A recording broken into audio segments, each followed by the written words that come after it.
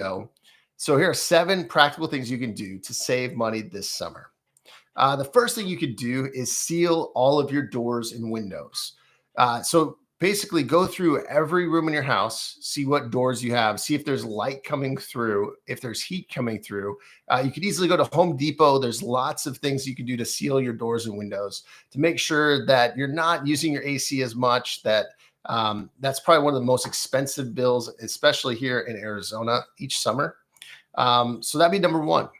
The second thing to do would be take a staycation. So we've done that before where there's resorts or hotels where they'll have deals, especially here in the summer. Arizona is very hot. So you can get a really good deal on a hotel. But finding some place that's local, maybe it's an Airbnb that you go to and you go to a place where there's lots of things to do. Maybe there's a water park, maybe there's things just locally, but that will save you a ton in airfare. It will save you a ton in gas and travel and those type of things. So doing a staycation will be the second thing you could do to save money this summer. The third thing you could do, and this is something that we did personally this year, which is be flexible on your travel dates. I noticed that if I left on a Monday or a Tuesday, the prices for airline tickets were significantly better than if I wanted to leave like on a Friday, right, or a weekend. Same thing with Airbnbs. The cool thing is if I'm flying someplace on a Monday and I'm checking in on a Monday, well, it's a lot cheaper than if I'm doing it on a Friday, right? Doing it for a weekend. So just be flexible on your dates. This could actually save you hundreds, if not thousands of dollars over a summer vacation. The fourth thing you could do is shop around for your travel arrangements. So when we were going to Tennessee, we needed a rental car. We were going to be there for a long period of time. We weren't going to take Ubers everywhere. We have 2 kids. And so I went to Priceline and I was able to find a Ford Expedition. Actually, I was thinking I was getting a medium-sized SUV, but I was actually getting a full-size SUV for less than $50 a day, which is phenomenal because if you want to get like a 4-door sedan, it's going to cost you easily $50 plus per day. So use sites like Priceline, Hotwire, even Turo, a place where you can rent cars, can be a great option. The fifth thing you can do is eat out where kids eat free. So if you have kids, we have 2 kids, right? So they don't eat a lot, but we have to pay for the meals if we go someplace. So it's like they either split something, they get their own meal, or if we go to some place where they can eat free, that could save us a ton because let's say each meal is, $6 to $10. That's going to save us $12 to $20 every time we eat out, especially when you're on vacation, right? It's hard because, it's hard to prepare food. It's hard to have meals that are less expensive. So finding the places to eat out that are let kids eat free. There's a couple that I like. One is Smashburger. So Smashburger, you can actually eat free on Wednesdays. Kids eat free on Wednesdays at Smashburger. Also, most IHOPs, I want to say it's 4 p.m. to 10, something like that. You want to check the website for the locations in your area, but kids eat free because it's a breakfast spot, right? People are typically going to IHOP for breakfast, weekends, that kind of thing. So you have these locations where you can go eat for free, the kids at least, and save a ton of money when you're traveling and trying to, do it on a budget.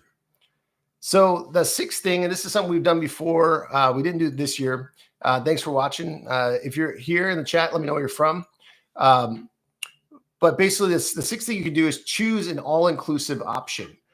We've done this usually on cruises, right? So basically, your housing's taken care of because you've got your own room on a cruise ship. Your food's taken care of. Your travel expenses are taken care of unless you have to fly somewhere.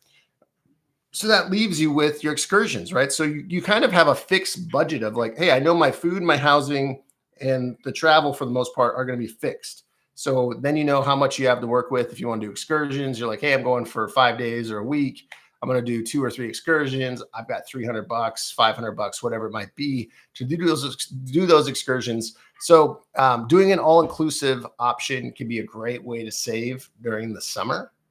And then the seventh and final one, and I'll open it up to Q&A if anybody has any questions. Once again, I'm going to put this out if you missed the live. I ran a little bit late for my physical therapy appointment. But the seventh option was to rent out your house while you're on vacation. And this actually came up with a friend of mine. I interviewed her. Her name is Jillian Johnsrud. and she was on my Well Kept Wallet podcast talking about how she retired at 32. I was like, man, that's early in life, right? Number two, she has like 5 kids. So you're like, how could you retire early and do all these cool, amazing things and have 5 kids? And so one of her hacks is when they're gone, they rent out their house. And so imagine, being gone for a couple of weeks and making some money. So there's actually this rule called the Augusta rule, which is pretty sweet. It's where you can rent your house out for 14 days a year and not pay any taxes by the IRS because of the Augusta rule. And the Augusta rule was created because of the Masters, which is in Augusta, Georgia.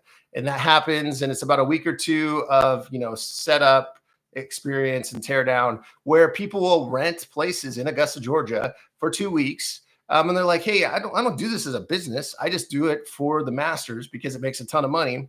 And so basically you can benefit from that too. You don't have to live in Augusta, Georgia. You can be anywhere in the United States, rent out your house for 14 days and be able to take in that income without paying any taxes on it. So let's just say, for numbers' sake, you're able to rent it out for $200 a night. That's $1,400 in income that you get while you're on vacation. So let's say your vacation's $3,000. You make $1,400 while you're gone. It actually costs you $1,600, and that's a huge savings, right? If you look at it that way. So these are the 7 ways to save money this summer. If you got any questions in the chat, go ahead and leave them here. What's up? Hey, Zeus, thanks for watching, brother. Hope everything's well. Saw you had a baby. Congrats. But yeah, if you guys have any questions, leave it here in the Q&A. You can always email me at deacon@wellkeptwallet.com. Now that I'm back from vacation, I should be doing these lives a little bit more regularly based on whatever is current, whatever's needed right now. For those of you that aren't familiar, my name is Deacon Hayes. I'm the author of You Can Retire Early, Everything You Want to Know About Financial Independence When You Want It. I'm also the founder of Well Kept Wallet, where our mission is to help millennials get out of debt and achieve financial freedom. And so I'm glad you're here, glad you're watching. If you have friends that are struggling with their finances, make sure to send them this video.